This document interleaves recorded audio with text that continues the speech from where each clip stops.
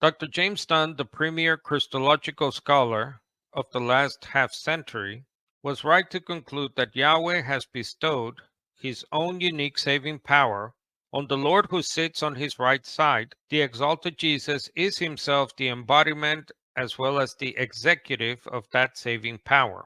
Dunn added that if Psalm 110, verse 1, allows for the concept of two lords, the second given his plenipotentiary status by the first, then there is presumably no reason why a passage like Joel 2:32 should not be referred to the second Lord. That God was understood to pass divine authority to others, that is, who are not God, is seen in Jewish tradition. Dunn provides a list that includes Adam, Melchizedek, Enoch, Elijah, and even the saints, that is, Christians, with verses like Luke 22:30, where Jesus says to his apostles, "You will eat and drink at my table in that kingdom. You will sit on thrones and judge the 12 tribes of Israel." And 1 Corinthians 6, where Paul says to the church, "Do you not know that the saints, that is, Christians, will judge the world, even angels?" These examples show that just as God worked by and through chosen agents in the Old Testament, he works even more by and through his uniquely procreated human Son and Messiah. This typifies the well-known Jewish principle known as Shaliach, where God himself is shown to be doing something when, in reality, he is doing it by or through his agent.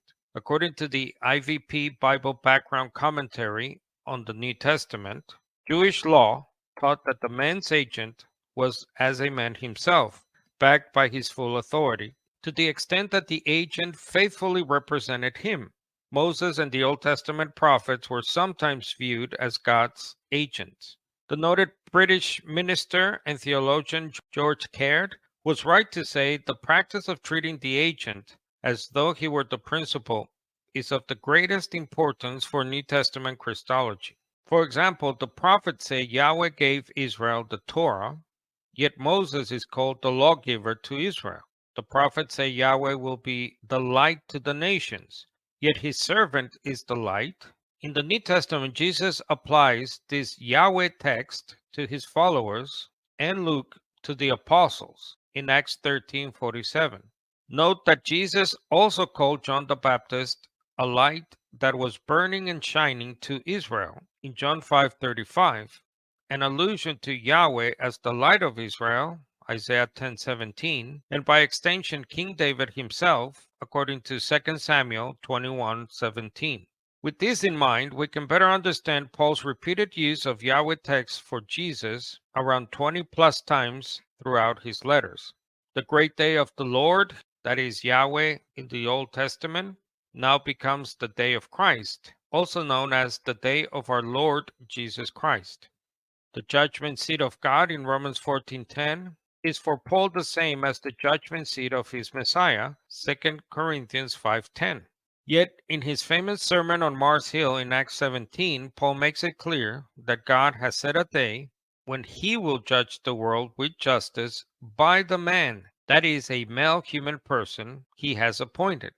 Paul's command to believers to call on the name of our Lord Messiah Jesus follows the well-known Old Testament prayer of calling on the name of the Lord, that is Yahweh, from Joel 2:32.